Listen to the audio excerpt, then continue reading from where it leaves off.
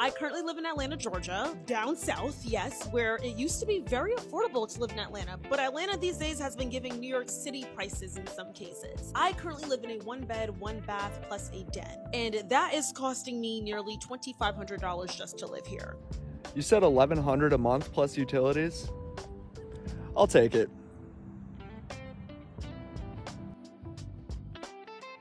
Let's go.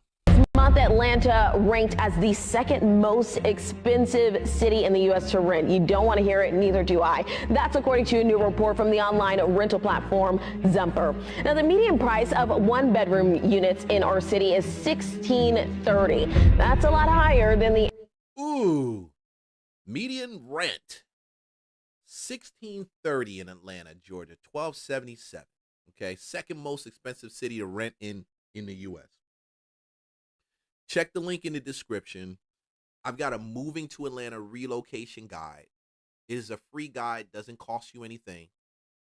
In that guide, I outline the state, the counties, how much the median rental price is, the best counties to buy in when you talk about not just home appreciation, but cost to purchase, okay? These are important things. You can get some of it from chat. It may tell you the wrong stuff or may give you spit it out, but I give it to you in detail and from a 20 years vet perspective. So it's free. That's my gift to you, because what they're talking about, $1,600 for median rent, I am 100% sure you're talking about anywhere between a 1-bedroom to possibly a 2, okay? And you're not talking about the best places too. You're talking about, you might have to step over some type of bum in poor displaced person in your stairway. But at the end of the day, some people you gotta afford. That's what you can afford. That's what you can afford. But you don't always have to live in the city. There's great places outside of the city you can live, rent. Average for Georgia, which is around $1,300. For the metro area, Alpharetta is ranked as the most expensive city with 1-bedrooms coming in at $1,650. The city of Atlanta placed second, and then Lawrenceville came in third. Rome was listed as the most affordable place to live with 1-bedrooms priced under $900 for rent. LaGrange ranked as the second least expensive, and then Forest Park came in third. Yo, you know, I used to have a different love-hate relationship with Forest Park because it was bordering at Clayton County, Fulton County. That's one of the only cities that's split between Clayton and Fulton. You know, Jonesboro is like that in some ways too, but it's the only one. And I was like, stay away from Forest Park. Honestly, Forest Park is so close to the city of Atlanta. I'm wondering why a lot of people don't live there anymore. The municipality is great, or don't live there in as much. But I do understand it's low cost of living, so you kind of scratch your head. Do you want to be around people who are paying less for rent? But if you got to get started, I started in Riverdale when I first moved to Atlanta. I started living there because the cost of living on that side is way less expensive, you know? I saw the craziest post on Threads this morning, and let me just say, Atlanta landlords especially, are evil. This is an apartment that I toured in Buckhead, so I can personally say I know for a fact that they are not worth this. It's a high-rise apartment in Buckhead, and basically this guy that lives there posted on Threads that he currently pays around $2,000. Based on my tour and based on the units that I looked at, he probably rents out a 2-bed, 2-bath in a high-rise unit, and it's right in the Lenox area of Buckhead, so not like a crazy good location unless you work in that area. But essentially, he pays $2,000 now, and he screenshotted the email, like the renewal email, with the renewal options, basically, and the cheapest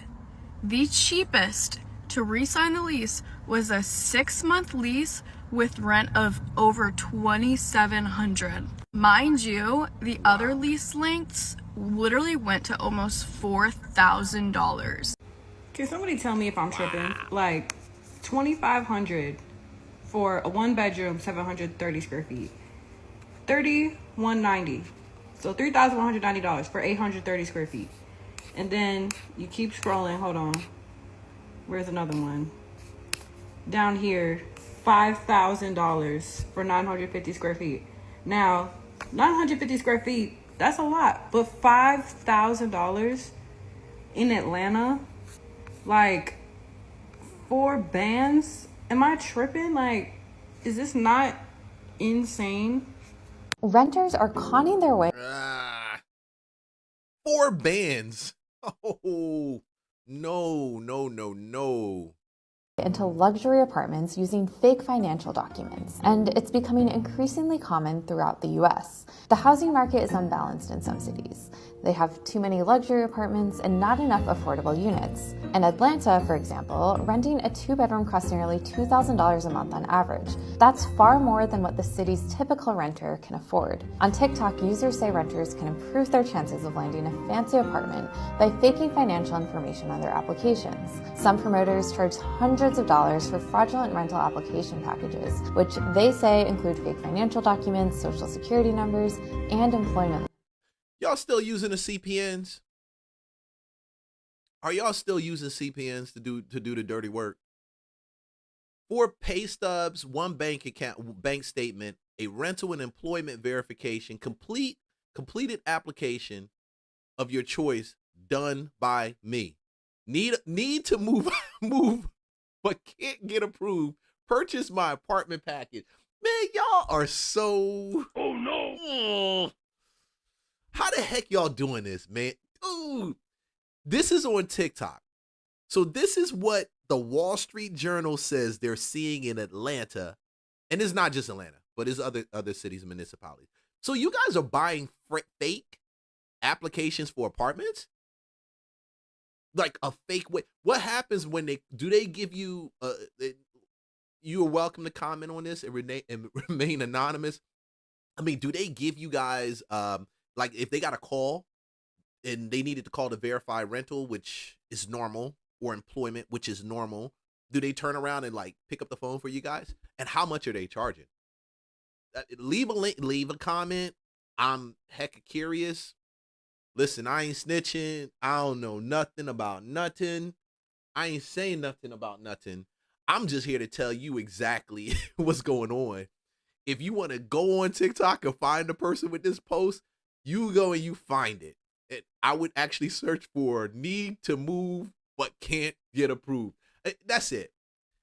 I didn't even know this was going on to me.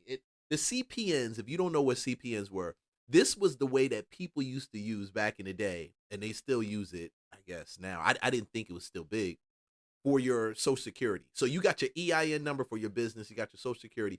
They were using CPNs as like mass Social Security numbers. So you get like, I call it a fake social because it's not really tied to, it's just like a social. It's just tied to a non-existent person. You end up tying it to yourself. You buy it and it becomes your extension of social. But that's weird, bro. That's if you got to do all of that, you got to rethink your life decisions and your choices. I'm just saying. One big national landlord says that up to half the rental applications are fraudulent in some buildings. Now, this kind of fraud can result in criminal or civil penalties, but landlords rarely take legal action because it's difficult to collect any damages from someone who's not able to pay their rent in the first place. Like, for real, man, be honest with me, man. Like, what are y'all paying for rent? Because I just seen a penthouse. It's like a 1-bedroom, like $3,200. And I'm just trying to figure out if I'm broke or y'all rich, because that was 1 bedroom for $3,200. Like, what are y'all doing? Because I really need to know. Nah, seriously. So I really want y'all to drop y'all rent prices in the comments, because this don't make no sense, man. How are y'all paying? Yeah, drop your rent prices in the comments. Drop how much you pay on rent. If you want to do it incognito, you can. I don't care, anonymous. I'm mad curious. $3,200.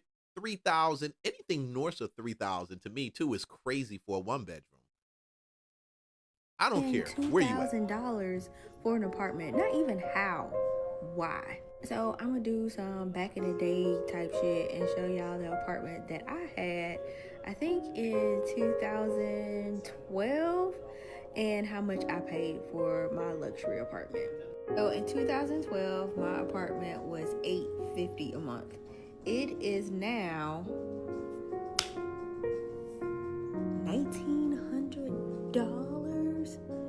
That's on the low end. It's going up to between $1,900 and $3,100. I paid $850 in 2011. 2011, 2012, yeah. People are charging $1,000 a month to rent rooms in their home. $1,000 a month to rent a room. Bro, what the fuck we gonna do? The cost of living has gotten out of hand. Okay. So as of this morning, listen, if you're somebody that's struggling, you're trying to figure out how do you spend $1,000 a month? How do you give somebody or charge somebody $1,000 a month to rent in your spot? It's called pad split. Okay.